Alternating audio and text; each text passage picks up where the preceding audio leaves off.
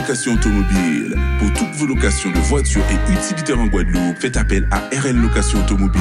Avec RL Location Automobile, réservez en toute tranquillité, 7 jours sur 7, 24 heures sur 24. RL Location vous propose une large gamme de voitures et d'utilitaires au meilleur prix sur le site internet www.rl-location.com. RL Location, c'est aussi l'assistance et la livraison. Pour tout renseignement, contactez-nous au 05 90 106 687. RL Location Automobile, la location en toute simplicité.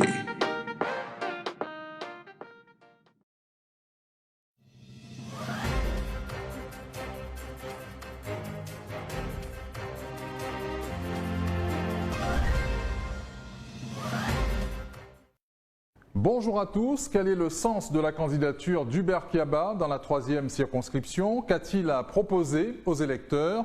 Quel regard porte-t-il sur le bilan du sortant?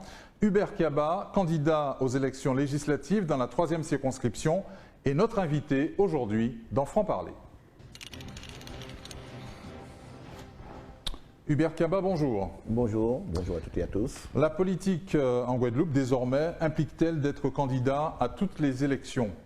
La politique n'implique pas d'être candidat à toutes les élections. Contrairement à ce que disent certains, ce n'est pas déserter lorsqu'on décide de ne pas s'engager en politique, parce que je ne suis pas véritablement engagé en politique, mais je travaille depuis tantôt pour les Guadeloupéens. J'essaie effectivement de faire avancer cette société. Et aujourd'hui, il était important d'aller plus loin, il était important de pouvoir faire encore davantage parce que nous constatons qu'il y a de l'absence, qu'il y a effectivement de l'absence de certains élus et qu'il y a aussi de la défaillance par rapport au monde politique. Donc, j'ai eu envie d'aller plus loin. Très bien. Oui, c'est un petit peu le sens du vent en ce moment. Tout le monde a envie d'être candidat. En témoigne le nombre d'engagés pour ces élections. Ah, tout à fait, ça peut se comprendre, mais c'est déjà un premier regret dans la mesure où s'il y en a autant effectivement de candidats, c'est qu'il y a effectivement un manque. Lorsqu'on constate ce qui se passe en Guadeloupe, lorsqu'on constate véritablement les faits qui sont reprochés, qui sont reportés par rapport à ceux et celles qui sont engagés, on a l'impression que c'est un peu la course au selfie à l'Assemblée nationale. Et aujourd'hui, de venir dire qu'on redemande à nouveau, qu'on a envie d'aller à nouveau, c'est vrai que ça donne envie à tout un chacun qui a envie véritablement de s'investir en Guadeloupe, de faire quelque chose pour son pays. Je pense que ça fait tourner la démocratie et que c'est très important quand même qu'on ait envie de changer ce pays-là. Oui, vous êtes donc pour une respiration démocratique, ouais. Pas simplement pour une respiration démocratique, on a envie de faire avancer la Guadeloupe. Lorsqu'on regarde les dossiers, les grands dossiers en Guadeloupe, lorsqu'on regarde la réaction, lorsqu'on regarde comment certains réagissent, comment certains apportent des pseudo-solutions, on a envie de faire plus, d'autant plus lorsqu'on dans le monde, qu'on est effectivement dans le peuple, qu'on est effectivement ancré, qu'on a l'habitude de voir la souffrance, qu'on a l'habitude de voir le désarroi de tout un chacun, on a envie de ne pas rester là et de poursuivre effectivement ce combat qu'on mène depuis tantôt. Qu'est-ce qui motive votre candidature, Hubert Kiaba? La souffrance, la situation de la Guadeloupe. Lorsque je vois que les soignants, ou qu'on disait tantôt que oui, mais ce sont effectivement des héros qui sont là et qu'on est en train de se jeter la balle et qu'on a envie effectivement de dire qu'il faut faire quelque chose. On a envie effectivement d'aller plus loin parce que moi, j'ai toujours été aux côtés de ceux et celles qui sont victimes d'injustice, qui sont en grande situation de souffrance. Aujourd'hui, je dis que la situation que nous vivons aujourd'hui au niveau du CHU, par exemple, on dit que c'est inadmissible, on ne peut pas admettre cela. On ne peut pas comprendre qu'il y ait effectivement un conseil d'administration, et je l'ai dit publiquement, je l'ai dit très fort, qu'il y a un conseil d'administration avec un président du conseil d'administration du CHU et qui n'arrive pas à prendre des responsabilités. Aujourd'hui, on dit que lorsqu'un soignant vient travailler, il y a un contrat qui est signé avec le président du conseil d'administration, fût-il effectivement sous la tutelle du gouvernement. Mais je dis qu'à partir du moment que cet employé-là n'a pas fait une faute professionnelle, eh bien, on ne peut pas le laisser à la porte du CHU. Je dis que ça, c'est un viol démocratique. De qui souhaitez-vous être la voix dans ce scrutin législatif, mis à part les soignants suspendus? La voix du peuple. La voix, effectivement, de ces milliers de personnes qui, aujourd'hui, nous entendons dire, par exemple, que pour la retraite minimale, que M. Macron est en train de mettre cette retraite-là à 1 100 €. Je dis qu'aujourd'hui, cette retraite-là doit être à 976 €. Je dis que j'ai fait effectivement des analyses au niveau de la circonscription, mais au niveau de la Guadeloupe, on trouve des centaines et des centaines de personnes qui touchent même pas 60 € véritablement pour leur retraite. Et aujourd'hui, on entend qu'on veut aller plus loin en France hexagonale. Je dis que je veux véritablement porter la voix, porter effectivement l'envie de ces personnes-là, eh bien, faire en sorte à ce que, oui, c'est vrai que le député est là pour voter des lois, mais le député est là aussi pour contrôler ce qui se fait. Et ce contrôle-là, j'ai envie de le faire. des pensions de retraite à 60 €, vous maintenez ça? Tout à fait. Il y a des gens, M. Fandéré, qui touchent 69 €, 64 € et même moins en Guadeloupe. Et nous avons bien plus. Évidemment, on n'a pas les moyens de vérifier là tout de suite. Mais on peut vérifier. Il suffit, par exemple, il suffit d'interroger avant de venir. Je l'ai fait. Je me suis rendu compte au centre d'action sociale, par exemple, de Sainte-Rose, mais aux différents centres sociaux, on trouve véritablement des personnes qui touchent 60 € pour leur retraite. On trouve ceux qui sont. Je pense qu'en moyenne, j'ai effectivement essayé de calculer dans ma circonscription, on est à peu près à 660 € de moyenne. Cela veut dire qu'il y a des gens, certes, qui touchent 900 €, mais il y en a ceux aussi qui touchent 60 €, qui touchent 200 €, et il y en a énormément de ces personnes-là. Vous êtes donc candidat dans la 3e circonscription avec une belle bataille en perspective, vu le casting qui nous est offert. La singularité du Berkiaba, sur quoi reposera-t-elle? Sur le démantèlement de ce qui se passe en politique en ce moment en Guadeloupe. Je dis qu'il n'est pas normal. Véritablement, comme vous avez dit, je ne suis pas venu parce que j'ai un petit coup à faire ou alors parce que j'ai envie véritablement de venir, comme vous disiez tout à l'heure, le vent souffle de là, mais j'ai simplement envie de changer les choses, comme je l'ai fait en 2020. Comme j'ai décidé véritablement d'être aux côtés, par exemple, du maire actuellement de Sainte-Rose, qui avait envie de changer les choses. Avec un ensemble de personnes à Sainte-Rose, nous avons décidé de ne pas être aux élections départementales pour véritablement ne pas proposer cette image-là à la population. Ne pas être 25, ne pas être 20. Je trouve que c'est un peu, je ne dirais pas un déshonneur, mais en fait, quand ça affaiblit lorsqu'on est au niveau communal.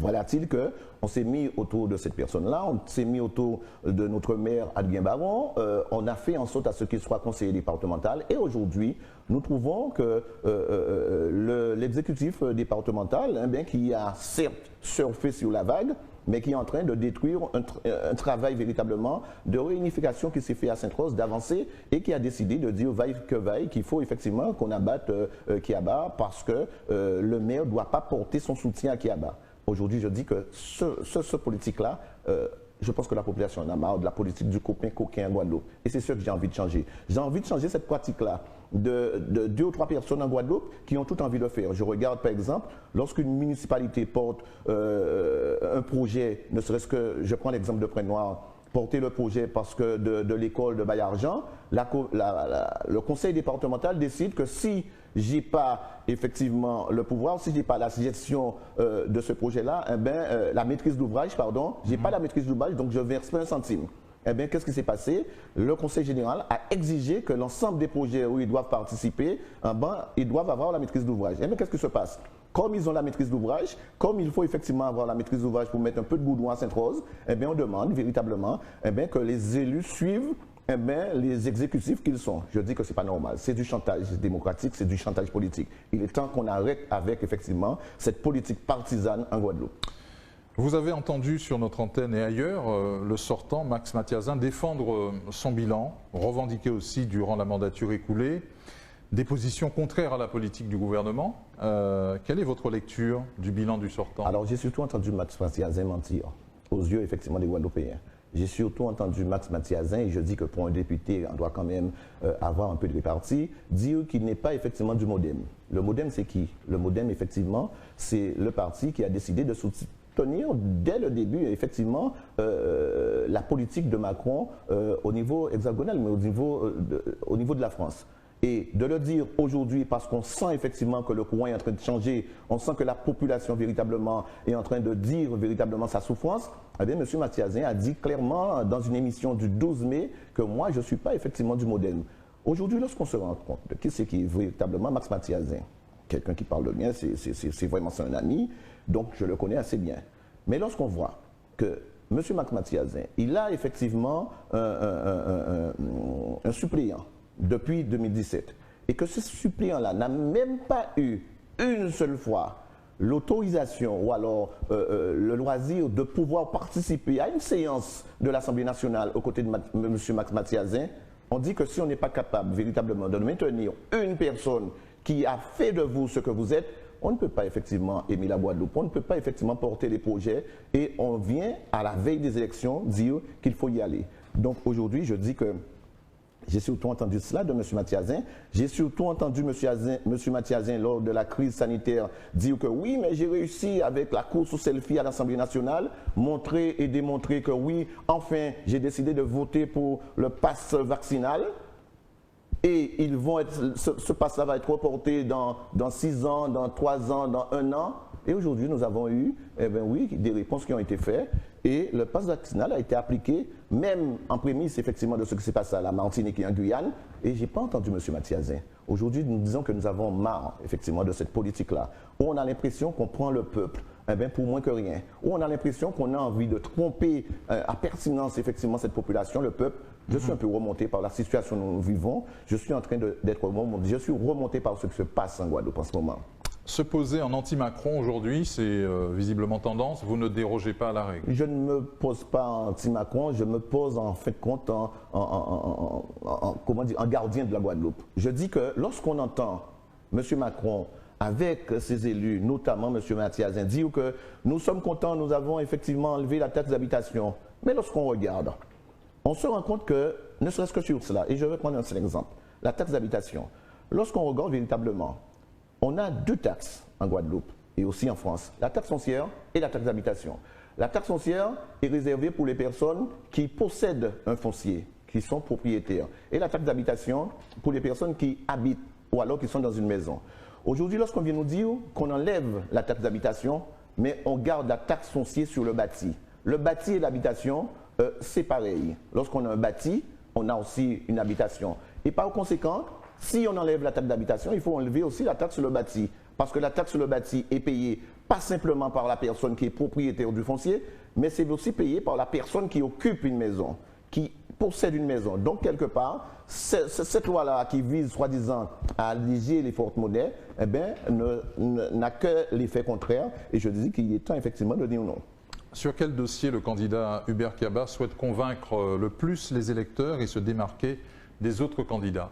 Je me démarque par déjà ce que je fais en permanence. Depuis plus de 15 ans, je suis avec un certain nombre de mes amis, ceux et celles qui y croient, aux côtés des gens qui rencontraient des problèmes sur le plan foncier. Aujourd'hui, je pense qu'il est important qu'on protège le foncier agricole, qu'il est important véritablement qu'on ne laisse pas tout et qu'on dise que oui, mais on est en train, comme ce qui se passe à Marie-Galante, de vendre le foncier. Je pense qu'il est important maintenant qu'on protège notre foncier déjà agricole. Comment on peut faire ça? Oui, on impose à ce que ceux qui vont acheter du foncier en Guadeloupe, qu'ils soient là véritablement depuis un certain nombre de temps sur le territoire, à l'instar de ce qui se fait en Nouvelle-Calédonie, à l'instar de ce qui se fait en Corse. Aujourd'hui, je dis qu'il faut effectivement protéger notre foncier. Je dis véritablement qu'il faut qu'on pense à ce que les lois qui sont votées, mais qu'on arrive véritablement à ce contrôle. J'ai beaucoup entendu parler lors de la crise sanitaire que oui, chaque jour, c'était le préfet qui venait pour dire que oui, mais moi j'ai 5, j'ai 10, j'ai 15 effectivement morts. À aucun moment, nous avons entendu un député dire Monsieur le préfet, je veux contrôler, je veux savoir la liste de ces personnes qui sont décédées. Je dis que ce n'est pas normal. Et qu'il faut aussi qu'on arrête avec la démagogie.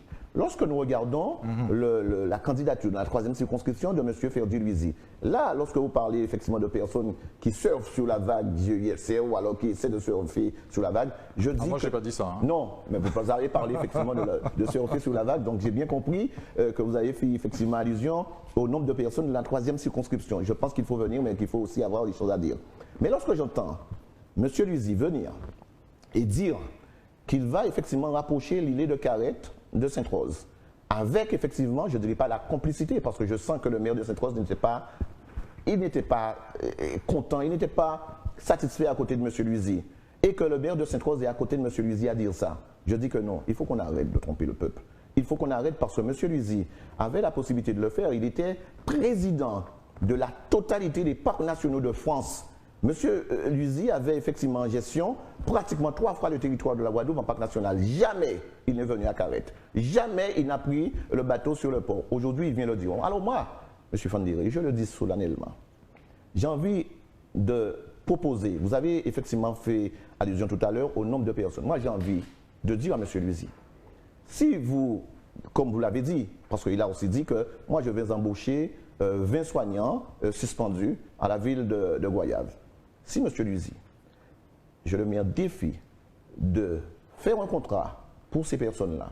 Et je le mets au défi de démissionner de son poste de maire, de démissionner de son poste de vice-président au conseil départemental, de démissionner avant l'élection de son poste de vice-président à la communauté d'agglomération. J'enlève ma candidature de cette élection. C'est pour véritablement mettre le doigt et montrer que nous avons envie de faire cette politique autrement. Nous avons véritablement envie de respecter la population.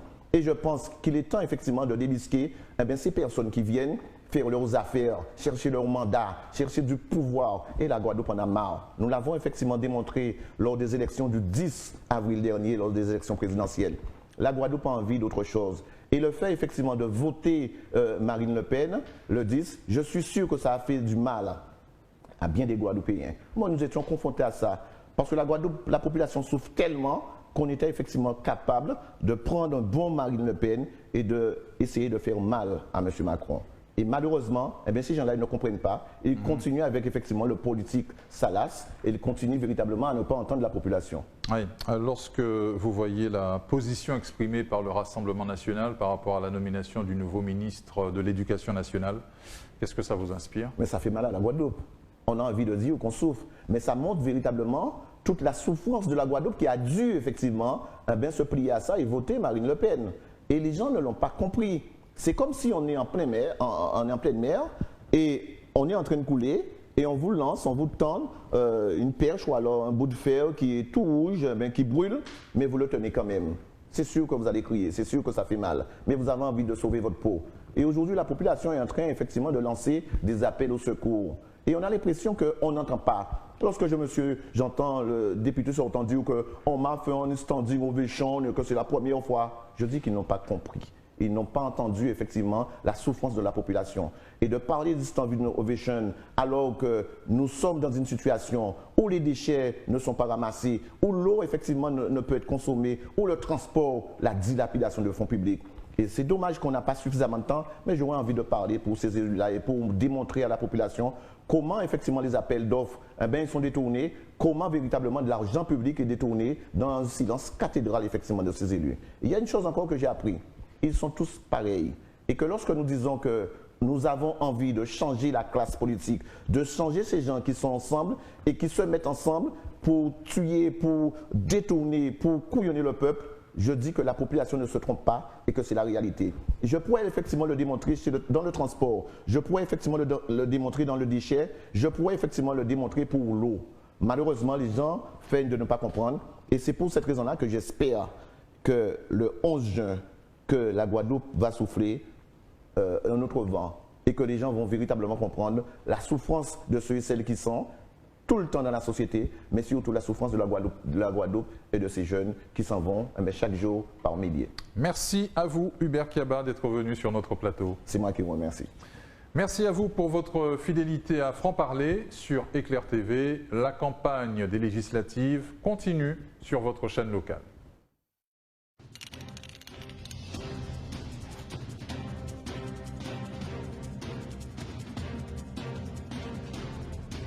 Outremernews.fr, le site de l'actualité Outre-mer, 24 h sur 24 et 7 jours sur 7. Retrouvez la chaîne Outremer News sur YouTube.